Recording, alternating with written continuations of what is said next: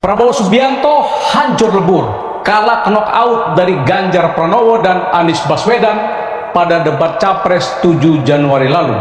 Sebelum debat, banyak yang memperkirakan Prabowo akan mendominasi debat, mengingat topik debat soal pertahanan keamanan dan hubungan luar negeri adalah bidang yang dikuasai Prabowo. Apalagi 2 hari sebelum debat, Prabowo makan malam secara khusus dengan Presiden Jokowi. Pastilah Jokowi memberikan masukan kepada Prabowo bagaimana menghadapi Ganjar dan Anies. Namun faktanya Prabowo tidak berkutik, dia menjadi bulan-bulanan Ganjar dan Anies. Apa yang bisa kita simpulkan dari penampilan Prabowo pada debat Capres? Kesimpulan pertama, Prabowo ternyata tidak sehebat yang diklaim oleh Prabowo sendiri dan para pendukungnya. Mari kita lihat prestasi Prabowo sebagai Menteri Pertahanan. Prabowo gagal memenuhi target minimum essential force sebesar 79%. Prabowo hanya bisa mencapai 65,49%. Minimum essential force adalah kekuatan pokok minimum yang harus dimiliki TNI untuk mempertahankan kedaulatan, keutuhan wilayah, dan keselamatan segenap bangsa. 2 alat ukur untuk mengukur pencapaian minimum essential force adalah alutsista dan profesionalisme serta kesejahteraan prajurit. Prabowo sangat terkejut ketika dikritik Ganjar soal rendahnya capaian minimum essential force. Mengapa? Karena ini menyinggung ego Prabowo sebagai Menteri Pertahanan yang memiliki latar belakang militer, yang mengklaim dirinya paling paham soal pertahanan keamanan. Kritik Ganjar ini membuka mata publik bahwa Prabowo hanya hebat maksud saya di persepsi, tetapi gagal dalam kerja.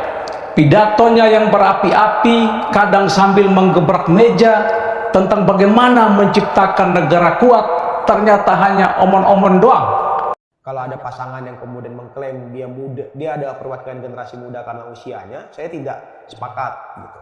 Kenapa? Satu, anak muda itu bukan sekedar anak politisi, anak pejabat, anak bisnismen, anak presiden. Anak muda itu anak petani di desa-desa, anak buruh, anak orang-orang rakyat miskin kota, anak orang-orang yang tidak berprivilege pun anak-anak muda. Dia bisa menjadi posisinya sekarang dengan berbagai privilege dan juga keuntungan orang-orang dalam gitu. Bagi saya itu tidak mewakili generasi muda yang hari ini sedang merintis, memulai jalan-jalannya sendiri. Proses gitu. Ya penting proses, buat kamu ya gitu. Sebenarnya siapapun dia kalau memang mengikuti proses dan dari bawah pun oke-oke aja kan sebenarnya. Betul, bukan berarti kita tidak merasa bahwa dia muda tapi dia tidak menyediakan jalan-jalan yang baik bagi anak-anak muda. Ya minimal contoh buat anak-anak muda. Betul. Untuk jadi kesana kan anak-anak muda itu dia harus taat konstitusi dan mengerti demokrasi. Betul. Karena demokrasi itu cuma salah satu alasan kenapa semua orang itu bisa berpartisipasi di dalam politik dan pemerintahan. Dia harus taat konstitusi karena konstitusi itu kesepakatan negara dan warganya untuk menjamin negara itu tidak ngapa-ngapain warga dan warga itu akan manut pada negaranya gitu. Kalau anak muda tapi tidak paham demokrasi dan menabrak konstitusi, bagi saya dia bukan anak muda, dia anak presiden. Gitu. Memang iya. Gitu. Dia anak presiden yang hari ini mencalonkan diri menjadi calon wakil presiden. Dan dia tidak punya kapabilitas sama sekali untuk mengerti konstitusi yang dia langgar. Karena kalau dia mengerti, dia tahu itu ada pelanggaran etik, dia tidak akan jalan terus. Oke, kembali lagi di channel MD 2045. Salam inspirasi, salam NKRI harga mati. Teman-teman, sebentar lagi akan diadakan pemilu Pilpres di tahun 2024 ini pada tanggal 14 Februari 2024. Saya yakin bahwa Anda sudah memiliki pilihan yang tepat untuk melanjutkan program-program Presiden Joko Widodo di tahun 2024 sampai 2029. Teman-teman, kita berharap seperti sosok Pak Jokowi pengganti di tahun 2024 ini, yang dimana kita tahu bahwa Pak Jokowi ini adalah seorang sosok pemimpin yang disukai oleh masyarakat. Dan Pak Jokowi ini juga sangat dekat kepada masyarakat, dan kita lihat kinerja Pak Jokowi selama 10 tahun sebagai presiden. Kepemimpinannya juga bisa diapresiasi oleh politik atau tokoh-tokoh yang ada di negara kita. Kita bisa lihat Pak Jokowi ini tidak pernah tidak mendatangi warga, selalu mendatangi warga dimanapun, mau di Papua, mau di Aceh, mau di pokoknya setiap wilayah. Tentunya kita akan merindukan nanti sosok pemimpin Pak Jokowi ini, yang dimana Pak Jokowi ini sangat dekat kepada masyarakat, dan beliau ini bisa juga dibilang sangat memikirkan rakyatnya dan sangat memikirkan untuk kemajuan negara Indonesia ini. Semoga nanti ada sosok pemimpin seperti Pak Jokowi ini yang memang betul menjalankan amanah dan melanjutkan program atau estafet yang dibangun Pak Jokowi pada saat ini. Nah, teman-teman, kembali lagi dengan topik kita pertama, bahwasannya teman-teman sudah mendengarkan sedikit edukasi yang disampaikan oleh saudara kita mengenai Prabowo Subianto. Dan saudara kita mengatakan bahwa Prabowo Subianto ini memang sudah, kalau kita lihat memang secara fisik memang Prabowo Subianto memang udah tua. Kalau tidak salah bahwa umur Prabowo ini sudah mencapai 73 tahun. Memang seharusnya Pak Prabowo ini istirahat dan menikmati aset-asetnya yang sudah dibangun pada saat ini.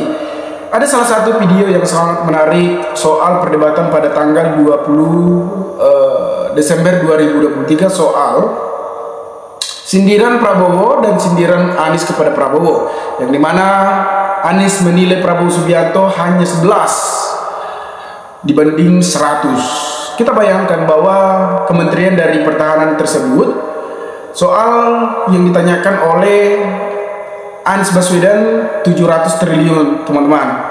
Jadi menurut saya tidak menyalahkan Anies atau tidak menyalahkan Prabowo, tetapi kalau kita lihat kinerja Prabowo Subianto selaku masih staf sebagai Menteri Pertahanan, memang diakui oleh negara-negara lain. Tetapi kalau soal pemimpin untuk negara kita sebagai nomor satu atau sebagai presiden, mungkin saya masih meragukan Pak Prabowo, yang dimana Pak Prabowo ini masih temperamen dan marah. Namun kita lihat juga rekam jejaknya pada tahun 1998, yang dimana akan muncul selalu pertanyaan kepada Prabowo Subianto soal aktivis yang hilang pada saat 1998 yang saat ini belum diketahui penjelasannya. Namun teman-teman mungkin lebih mengetahui apa rekam jejak dari Prabowo Subianto, apakah Pak Prabowo ini memang sungguh-sungguh untuk mengayomi masyarakat, itu tergantung perspektif dari teman-teman. Jadi ya, kita sebelum mencoblos pemimpin untuk negara kita, tentunya kita harus melihat rekam jejak orang tersebut, apakah rekam jejaknya belum pernah cacat atau udah pernah. Tentunya kita harus melihat rekam jejaknya tersebut. Namun di sini ada salah satu berita yang sangat menarik, yang soal prestasi Ganjar Pranowo selama menjadi gubernur Jawa Tengah. Yang pertama, ada prestasi dari Ganjar soal pembangunan program perdayaan ekonomi rakyat. Program-program dalam pengelolaan UMKM unggul dari Ganjar Pranowo di antara lain. Yang satu, Hetero Space. Program ini bertujuan memberikan fasilitas seperti ruang kerja, akses sumber daya, pelatihan, dan mentoring dari para ahli bisnis bagi pelaku UMKM, serta memberikan aset ke jaringan dan komunikasi atau bisnis. Yang kedua, Lapak Ganjar. Program ini bertujuan untuk memberikan tempat usaha, pelatihan dan pendampingan bisnis, edukasi pemasaran produk, serta pemaparan produk. Tercatat sudah ada 2.932 pelaku usaha yang telah bergabung dalam program ini. Yang ketiga, belanja produk lokal, bertujuan mendorong masyarakat Jawa Tengah untuk lebih mengenal dan membeli produk lokal yang dihasilkan oleh pelaku UMKM, dan mempromosikan menyediakan platform online dan mendorong institusi pemerintah dan swasta untuk menggunakan produk lokal. Yang keempat, Pak Bulalo. Program ini diupayakan Ganjar Pranowo untuk mempromosikan kreativitas lokal budaya Jawa, seperti membangkitkan 120 kelompok seni tradisi desa, kerajinan kuliner. Yang kelima, renovasi pasar tradisional. Yang keenam, kredit usaha rakyat. Nah, tentunya kredit usaha rakyat ini memang membantu untuk masyarakat UMKM. Kita membutuhkan UMKM karena ini sangat membantu kredit usaha rakyat, yang dimana kredit usaha ini sangat kecil untuk bisa membantu untuk usaha-usaha kecil. Jawa Tengah telah menyalurkan kredit UMKM sebesar 55,27 triliun. Program peningkatan kesejahteraan petani. Nah, itu program yang sudah berhasil dijalankan oleh Ganjar sebagai mantan gubernur Jawa Tengah. Dan ada juga program pembangunan infrastruktur. Yang ada juga program kesehatan dan kesejahteraan masyarakat. Ini perlu sekali program kesehatan dan kesejahteraan masyarakat, karena setiap ada masyarakat akan membutuhkan kesehatan dan kesejahteraan masyarakat. Dan saat ini juga program Ganjar dalam kontestasi Pilpres tahun 2024 ini menjalankan program satu maskes dan satu keluarga miskin, satu sarjana. Tentunya ini mempermudah masyarakat untuk menjenjang dalam pendidikan lebih tinggi lagi. Ini program peningkatan kualitas pendidikan. Nah, ini sangat bagus untuk program peningkatan kualitas pendidikan. Ini sangat berhasil untuk dilakukan oleh Ganjar Pranowo. Kartu Jawa Tengah Cerdas memberikan bantuan dan pendidikan sejumlah 1 juta rupiah per tahun bagi siswa miskin di Jawa Tengah. Nah, ini sangat membantu untuk masyarakat miskin dan menurut saya sangat membantu, dan program ini sangat bisa dijalankan untuk kedepannya untuk rakyat-rakyat yang seperti kita yang seperti miskin sekarang ini. Kita membutuhkan program tersebut, teman. Tetapi itu sudah dijalankan oleh beliau di Jawa Tengah. Nah, menurut saya mungkin yang prestasi Ganjar Jawa Tengah ini sangat meningkatkan kualitas dari Jawa Tengah. Dan ada salah satu juga program pengembangan energi Tahbarukah dan program konservasi lingkungan, dan ada juga pemerintahan yang berintegritas. Nah, tentunya kalau kita lihat rekam jejak dari Ganjar memang sangat terbukti, dalam pengalamannya juga sudah sangat terbukti, teman-teman. Jadi dimanapun berada teman-teman, sebelum kita mencoblos, kita harap melihat rekam jejaknya tersebut, apakah leadershipnya sangat membangun dan memang kepentingan masyarakat atau kepentingan pribadinya. Tentunya teman-teman harus bisa menilai dalam pemilih di tahun 2024 ini pada tanggal 14 Februari 2024. Nah, teman-teman, mungkin kalau ada kata-kata yang salah saya sebut, mohon maaf sebesar-besarnya, karena saya hanya menyalurkan berita ini. Nah, teman-teman, dimanapun berada, maka berikanlah tanggapan teman di kolom komentar agar kita bisa saling tukar pikiran satu antara lain.